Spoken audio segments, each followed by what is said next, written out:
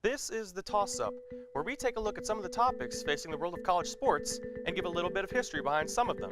We're not trying to change your mind, we just want to dive deeper into the topics that keep you tuned in to the teams you love.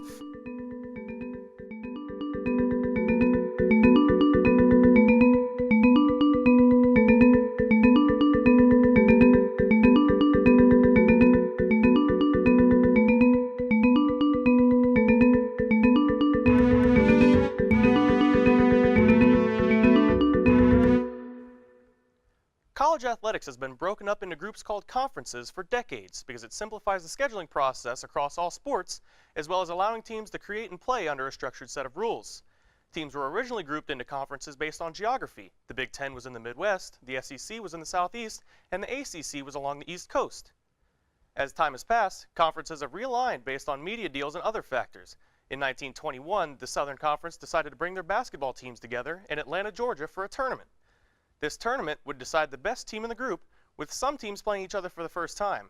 In the present day, every major basketball conference holds a tournament at season's end. The seeds in each tournament are decided by the regular season standings for each conference. The stakes are a little higher now than they were almost a century ago, with the 32 conference tournament winners earning a spot in the national tournament. These automatic bids give every team in the country something to play for, and their fans something to hope for, no matter how their season has gone to that point. Like the 2008 Georgia Bulldogs, who finished their regular season with a .500 record and only 4 conference wins, but still made the national tournament by winning the SEC tournament behind the hot play of guard Sundiata Gaines. Even though these tournaments have been taking place for decades, they do have their detractors. Some believe that they're merely a way for conferences to make money. Others believe that such a tournament can weaken the tournament resumes of the better teams in the conference if they lose, as was the case in 2016 when Big Ten regular season champion Indiana lost a close game to a lesser Michigan team in the quarterfinals. That Indiana team was given a 5 seed in the NCAA tournament a couple of days later, which some thought was too low.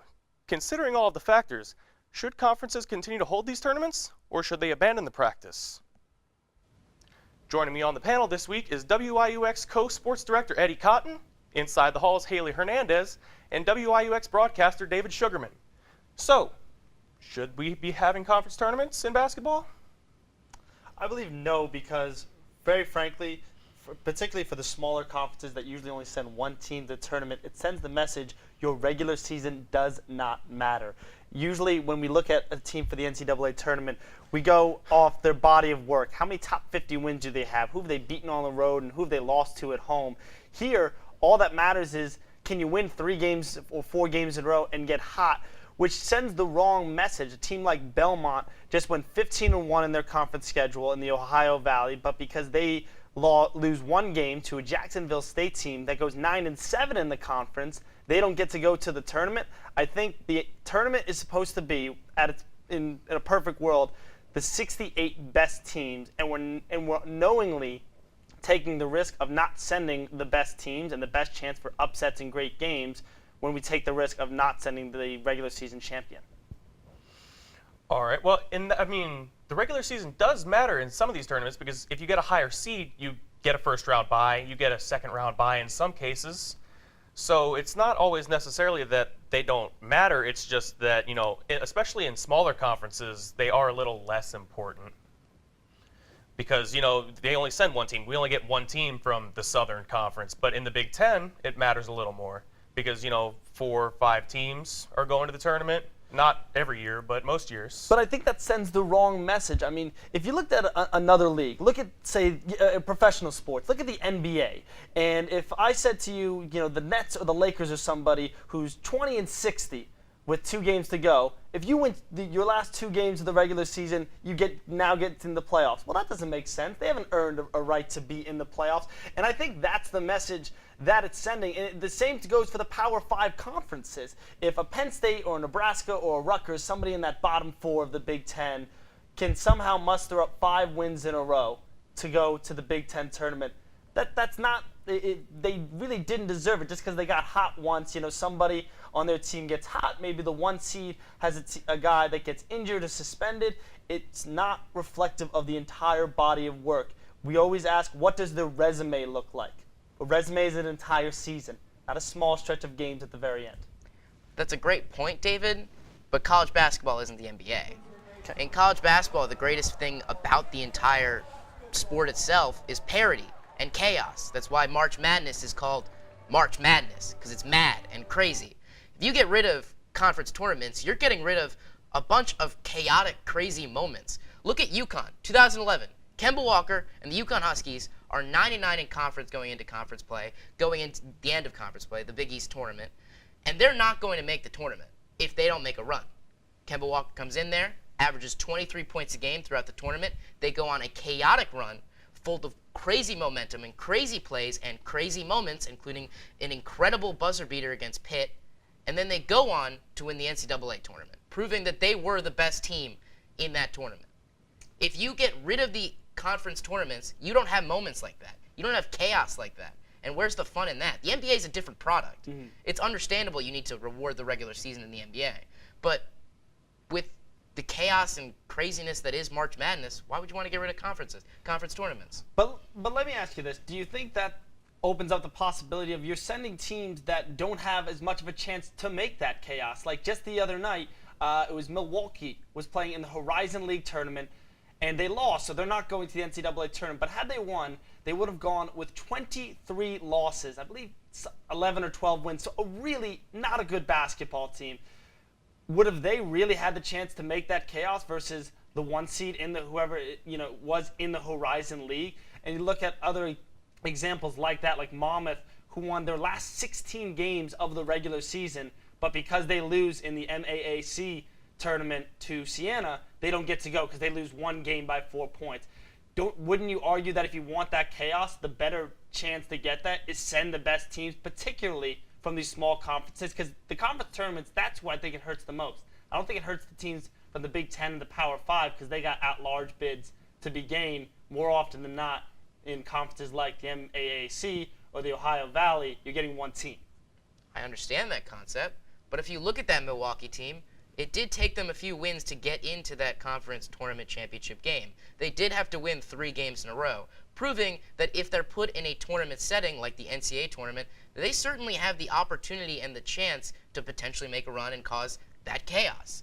So if you can prove yourself in that tournament, you never know what can happen in the NCAA tournament. Looking at just the regular season as a whole, teams can get hot later in the season, they can improve from injuries, and they're provided a different chance in a conference tournament. Well, it's obvious that, these tournaments only add to what is already March Madness because you get moments where, in the conference tournament, you've got teams that are rivals that play. In the NCAA tournament, you don't get that as often. You don't get IU versus Kentucky in the second round every year. In the conference tournaments, you get IU playing Purdue or stuff like that. You get these matchups that you don't always get at the national level, and that adds to kind of a mystique to these tournaments. And I personally think that it improves the actual the product that the NCAA is putting out. What do you think, Haley? I think that conference tournaments are necessary for that reason. Just kind of keeping the culture with the conferences alive, and then obviously the NCAA does it all for money and things like that. But just going back to your point, they say every game matters when you get to tournament time, but shouldn't every game matter all season? And that's just kind of getting back to you can't just go on a 3-game win streak and expect to come out and win the NCAA tournament just because you won the conference tournament. There's more that goes into it. There's more that matters. And, yeah, I think that conference tournaments will still be around. Now, I agree with some of what you're saying, but another facet of conference tournaments that don't get mentioned enough is the exposure of all of it. You're looking at a team like Milwaukee, for example, that probably never played a nationally televised game before that conference tournament championship. These games are on ESPN, and they're averaging, each game in the tournament, not just championships, are averaging at least 700,000 viewers across the country. You're getting kids that never would be on TV, never being in a nationally televised game, getting these crazy, cool experiences, and why would you want to take those away from these scholarship athletes who don't get much else? I shouldn't say I would want to take it away, but using that phrase, I would want to take it away because it not just punishes the wrong word, but like I said, I think it takes away from a great regular season. They won 3 games, and good for them. They're on national TV, and it does, it brings in financial help. It brings in possible recruiting help. But I keep going back because the 2, great examples this week are Monmouth and Belmont. those teams had great regular seasons and they don't matter. And it sends the message to all teams basically in the one bid leagues, your regular season does not matter. I understand you can get a buy or two, but all in all you got to do is get hot towards the end of the regular season, or excuse me, not towards the end of the regular season, in this conference tournament. And I think the solution for me, because I enjoy the conference tournaments in the sense they are exciting. I like watching the upsets. I don't agree that it should be happening. For me, I think one solution would be either A, that one seed, that conference champion, already has a spot in the NCAA tournament, and then give the champion, if it's not already the one seed of the tournament, a spot in the tournament. I don't think we'd be losing a lot from a sub-par Power 5 team. Or I think the one seed should get an automatic spot in that championship game, and everyone else is playing to get them. Now, I understand you might get gripes from coaches because then they're cold and they're not playing for almost a week, but I think there's got to be some advantage to being the one seed other than getting off 2 days, or depending on the amount of teams in the conference. All right, that's understandable. And a new thing that we're starting to see with some of these major conferences is that they're starting to move their tournaments from their general region, and they're starting to move them towards the bigger cities. The Big Ten is having theirs in Washington, D.C. this year, and they'll have it in Madison Square Garden next year. And the ACC is playing theirs in the Barclays Center, possibly. They played it a couple days ago, actually. So should these teams be having them in their not typical region? I don't think so. I think that it kind of hurts what the conference tournaments are representing and what it stands for. I understand the fan base that, the Big Ten's trying to expand over to the East Coast. Like, that's a fact. That's something that they're in the works of doing. But just in terms of traveling, things like that, it really doesn't make any sense for the Big Ten teams to go out that way. I know they've had trouble selling out games. Ticket prices are down. Just kind of brings an overall bad, negative look to the Big Ten conference tournament. I mean, I would have to agree 100% with you. It's just kind of absurd if you're going to plot 10 teams that all play in the Midwest in the middle of the East Coast and say, oh, fans, show up, please. I beg you. That's kind of absurd if you think about it. All the fans are centrally located around the locations of these teams, and you're trying to get them all to fly to a separate arena. I get the concept of trying to expand to the East Coast. I get all of that, but that's not the way to do it. Yeah, it's because it's interesting because people want to say that, oh, there's so many alumni in a certain area. There's Big Ten alumni in New York City, or there's Big Ten alumni in D.C. But we're seeing right now that the Big Ten is having trouble selling tickets to their tournament because if you look at the average Big Ten campus, it's about 9 hours away from D.C. So it doesn't really make a whole lot of sense to me personally. What do you think, David?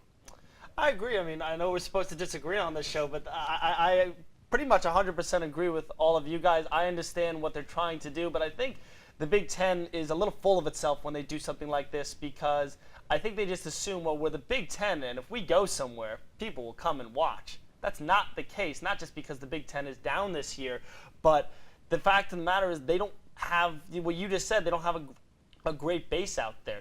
The average campus is 9 hours away. Maryland, new to the Big Ten, maybe still getting their footing. The next closest campuses are Rutgers or Penn State, maybe. Neither who's ever been, or at least not in recent memory, a power in the Big Ten. Maybe Nebraska's a little bit closer, but they're also one of the bottom 5 seeds. So the fact that it's in Maryland, or excuse me, in D.C., and the only good team even close to them is Maryland, is an issue. All right. Well, we've talked a lot about the way that everything is, but is there a way that it could possibly be better? Do you have an opinion, Eddie? I think it's perfect. I love the moments it creates. I love the exposure it gives to the athletes, and I love the entire experience of it all. It's March Madness, and why would you mess with something that's been so successful, not only for the programs, not only for the players, but for the TV networks and for everybody around it? March Madness is beautiful. Why change it? Good point. One thing that David mentioned earlier that I thought was interesting is possibly having the one seed have a spot in the conference championship game, or perhaps even just giving them a spot in the national tournament and then allowing the conference champion. Haley, do you have an opinion? I agree. I think that that's a good idea, but if it was such an easy fix like that, it would have already been done. So obviously there's something there that's keeping them from making this change.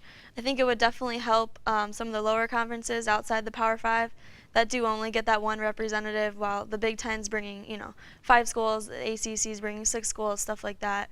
They don't really need that change in the top conferences like that, but I think the lower ones could definitely benefit in that way.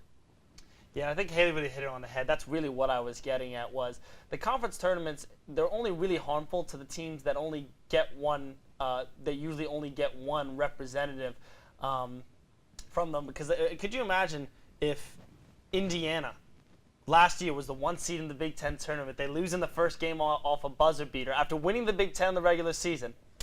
They're not in the NCAA tournament. That wouldn't make any sense whatsoever. But that's what is happening to these teams who are having great regular seasons in the lower conference tournaments. And frankly, if we had 2 teams from an Ohio Valley Conference or an MAAC or something like that, and had to knock out a subpar team from whether it be the Big Ten or the ACC or one of the Power Fives, I don't think it would be that big a deal. I don't think you'd hear anybody complain other than the fans of that one team who went from on the bubble to to being out.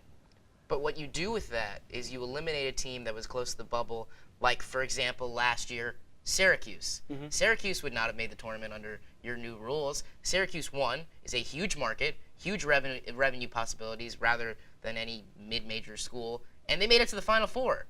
So do you really want to get rid of those Power 5 conference teams, which are most likely going to be more talented and create a better product in March? To a certain degree, I think part of it is both. In that case, it's almost like you got to make a decision.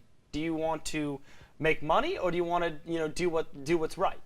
And so yes, Syracuse might bring in the money, and the quote unquote right thing, if we're being moral here, in my opinion, would to be put in that second team potentially from that Ohio, the Ohio Valley or one of the Big Sky or one of these small conferences. I understand it's not that black and white, but you know what? Like you said, that's part of the beauty of the NCAA tournament, that a team that maybe shouldn't have been in the tournament can make it to the Final Four. All right, any final thoughts, anybody? All right, well, that does it for our show this week. Be sure to continue the discussion on our Twitter page and on Facebook at IUSTV Sports. You can always give any suggestions for the show and ask any questions you might have. Toss it up. Find out if we'll catch it. Until next Sunday, be proud and cheer loud.